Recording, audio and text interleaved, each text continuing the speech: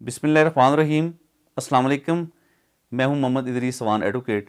اور دوستو، اس وقت کے پی کے 18 اضلاع میں پولنگ شروع ہو چکی ہے، الیکشن بلدیاتی ہونے جا رہے ہیں۔ اور جیسا کہ آپ کو معلوم ہے کہ اس وقت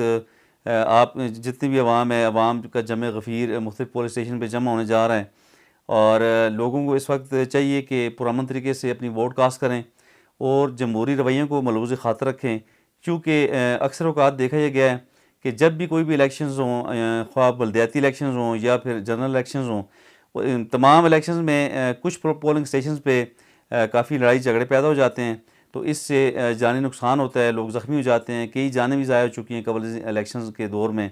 جتنے بھی الیکشنز ہمارے پاکستان میں ہوئے ہیں، ہر الیکشن میں کوئی نہ کوئی کسی نہ کسی جگہ پہ کوئی حادثہ رونما ہو جاتا ہے۔ تو خدارہ میری گزارش ہے تمام عوام سے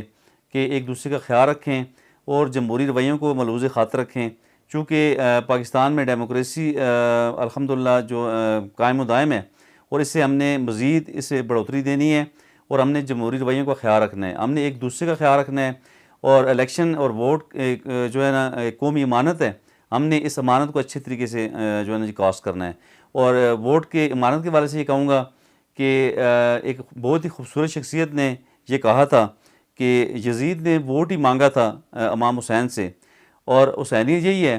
کہ آپ ایک اچھے انسان کو ووٹ دیں، آپ کسی بھی برے انسان کو ووٹ نہ دیں۔ تو میری گزارش یہ ہے کہ آپ اچھے انسانوں کو چنیں تاکہ ہمارے ملک میں